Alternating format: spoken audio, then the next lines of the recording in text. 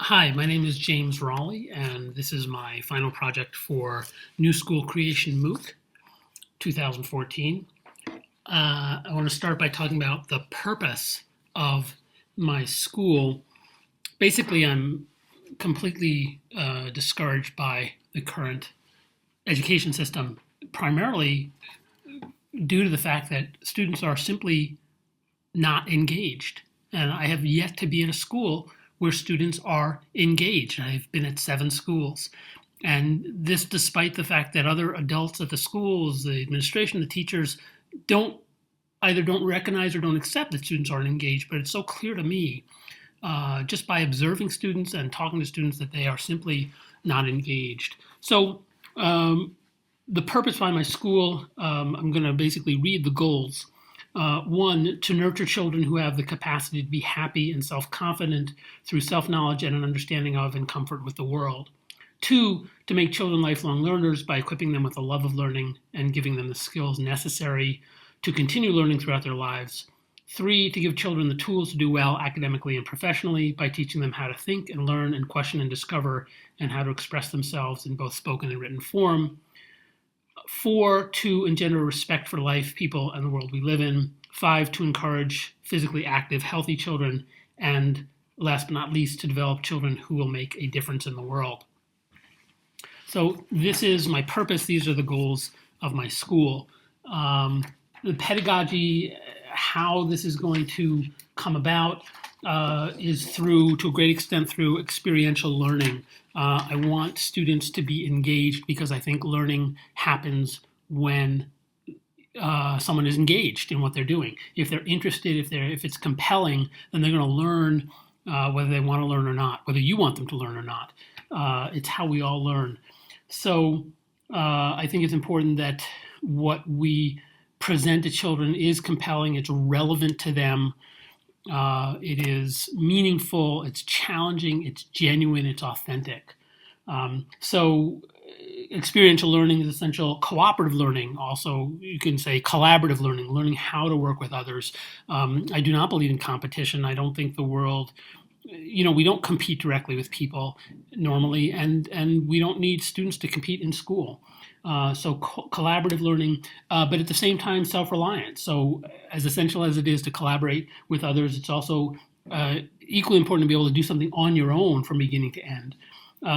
Technology, although it's a tool that has become so essential in our world that it's not an option. It has to be part of education because it's so important. And that includes coding, it includes understanding, includes using technology in every way possible and taking advantage of all the affordances of technology. Technology should be seamless. Block learning. Most schools, you have these 45-minute classes, and I don't think that's meaningful. The fact is that learning doesn't always happen in 45 minutes. Sometimes you need 2 hours, sometimes you need half a day, sometimes you might need a whole day, and sometimes 15 minutes is enough for something in particular. For example, practicing a foreign language. 15 minutes every other day may be enough to keep that fresh in a student's mind. So I want a flexible schedule where we can determine what we think is the best amount of time. And when I say we, I mean both the faculty and the students in collaboration. Character education, I think, is absolutely essential. In fact, to be honest, I believe it's the most important thing in education is character education, teaching children how to be good people, because too many people just aren't, and how to be considerate of other people, how to be thoughtful, how to be kind, how to be generous, how to be helpful, how to share, and how to be happy, being this way. Responsibility. I believe that responsibility is essential, and I believe that the more responsibility you give children, the more responsible people they become. So that's kind of my pedagogy. Student mix, to be honest, is not that important to me. I don't believe that we can force diversity upon people. I believe that's something either they grow up with or they don't. Most people, if they have friends of a different race, a different ethnic group at school, when they go home, they probably don't experience that because chances are their parents don't have friends of different ethnic groups. So yes, I'd like a diverse student body, but it's not one of the main criteria for a school for me. Although yes, I do think it's important. Um, faculty should be also mixed. Faculty should be knowledgeable about what they're teaching, but more importantly, knowledgeable about the process, and they have to buy into the pedagogy. They have to buy into the way the school approaches teaching and learning. That's absolutely essential. PhDs are not essential, but meaningful engagement with students is, and the faculty, people who love kids, is absolutely essential. I've seen too many teachers who simply don't love kids and don't love teaching, and I'm never sure why they are teachers. The hiring process, I've written about this a little bit in the course. The hiring process is really about putting a job description out there that talks about the school and the teaching process and the learning process, and then getting people who are interested in developing the kinds of lesson plans and ideas and activities that are going to engage students, that are going to be comprehensive and authentic, and that will bring learning in to what we're doing because of the way we're doing it and because it reaches across different subjects. I don't believe really in the separation of subjects. So I think when you work on something, you work on everything about it, every aspect of it, and you learn in that way. And teachers have to be prepared to do that and flexible enough to do that. And at the same time, unfortunately, comfort with technology is absolutely essential for the faculty. So that'll be part of the hiring process as well. As I said, I did talk about the hiring process a little bit in this course. I'm not really interested in a resume per se. I'm interested in an online portfolio. I want to understand somebody's philosophy of education. Definitely want to see them interact with students. I'd also like to have students involved in the interviewing process because I think student input is essential. I value what students think of a teacher. I'd want to see an activity that they can think up that combines authenticity and specific learning outcomes, and see how they approach it. I'd want to understand how they assess. And I'll just throw this in. I don't believe in grades. I don't believe in tests. I believe in genuine assessments, and I'd want to see that they can create genuine assessments. So, my process is based on the idea that what a person does is more important than what their qualifications look like on paper.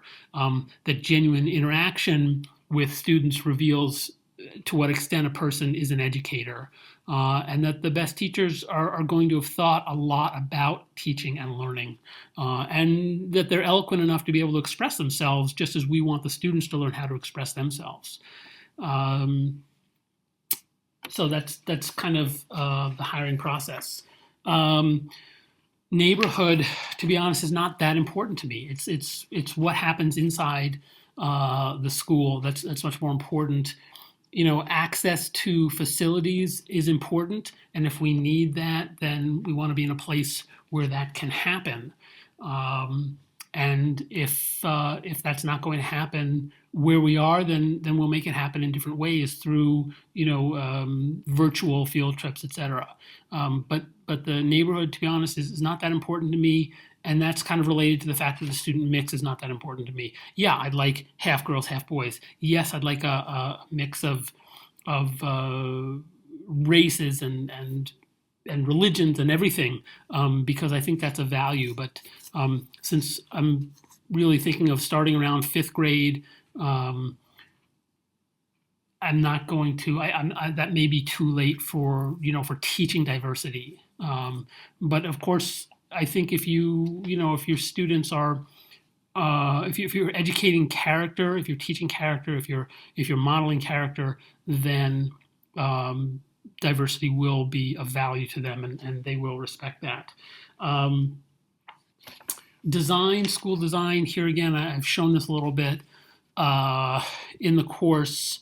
Um, School design really has to do with open spaces, information commons being the center of the school, information or learning commons, teacher workspaces that students have access to, large specialized workspaces where kids can get their hands dirty, but also learning spaces. We call them classrooms because that's what they are, but the fact is they don't have to be thought of as classrooms. They can be thought of as learning spaces, and then open spaces for people to hang out. And that's pretty much what my school looks like. I want to throw in a couple of other things here that I believe are important to me. I mentioned in my goals the idea of physically active, healthy children, and I think I would pursue that through Aikido, which is this wonderful Japanese art that teaches grace of movement and also trains the body and teaches you about movement and about the body, but also about dealing with another person, potentially an aggressive person, but is not an aggressive art in itself. Another thing I'd like to introduce is Go, which is this wonderful game, but it's a game that requires thinking in a very different way than we tend to think in the West. It is very different than a game like chess. The approach is completely different. It brings a very different, it requires a different way of thinking, a different philosophy. And lastly is meditation, which is not a religious concept, but has to do with, tuning your five senses inwards instead of outwards. And since I believe that happiness comes from within, meditation is something that helps you look within. And I think that's important to provide that kind of skill to students. So that's what my school looks like. I realize that in a lot of ways I'm missing a lot of specifics, but I think they will fall into place as I go further along in the process. Thanks for listening.